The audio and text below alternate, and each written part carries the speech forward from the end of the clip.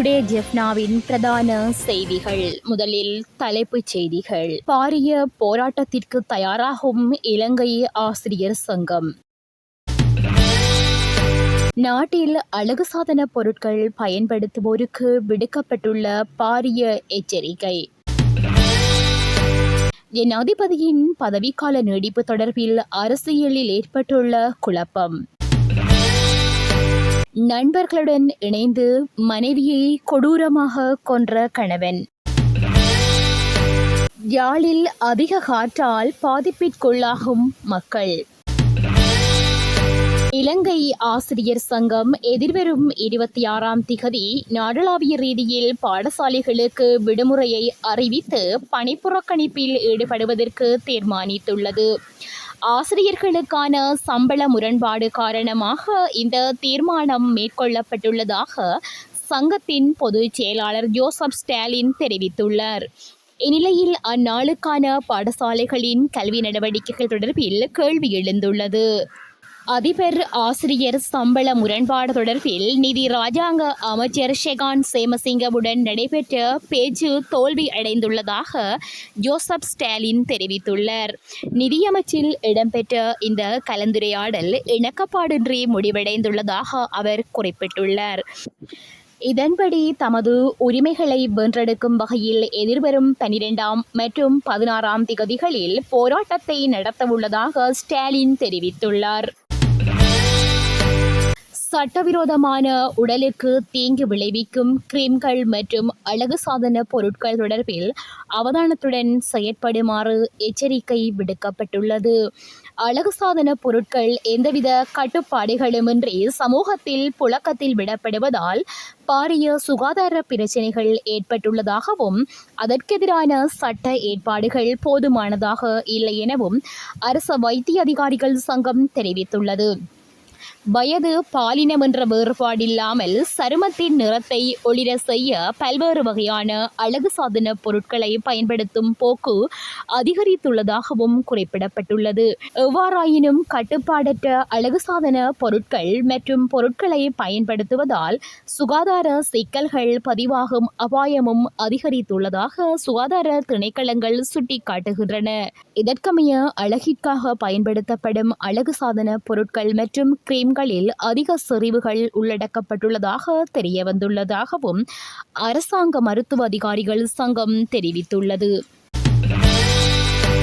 ஜனாதிபதி தேர்தல் திட்டமிட்டபடி நடத்தப்படும் என்று கூறப்பட்ட போதிலும் இன்னமும் அரசியலமைப்பில் உள்ள விதிகளை பயன்படுத்தி ஜனாதிபதியின் பதவிக்காலம் மற்றும் நாடாளுமன்ற காலத்தை நீடிக்க அரசாங்கம் முயற்சிக்கும் என்ற ஊக்கங்கள் குறையவில்லை.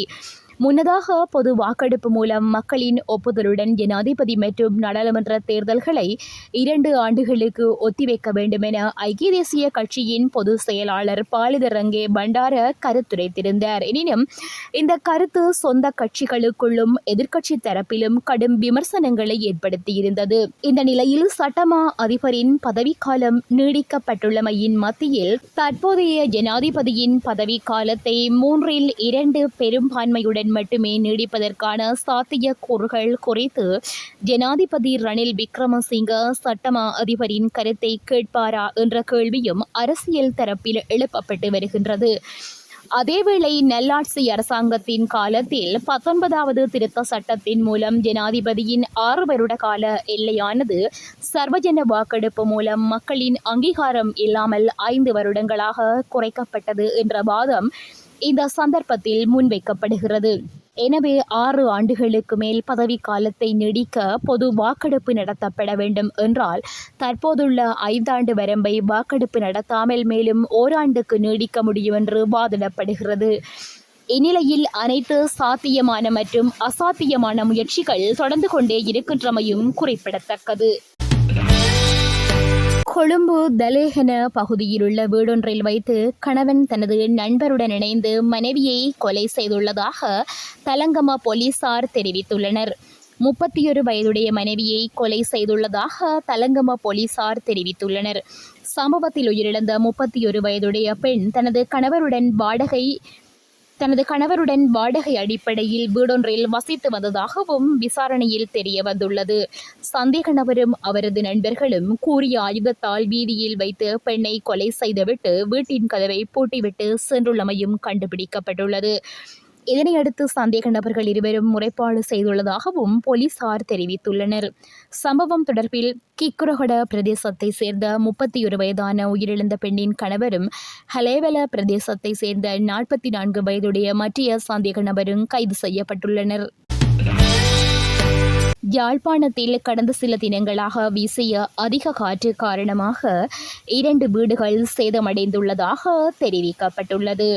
மாவட்ட அனர்த்த முகாமைத்துவ பிரிவு வெளியிட்டுள்ள அறிக்கையிலேயே இந்த விடயம் தெரிவிக்கப்பட்டுள்ளது.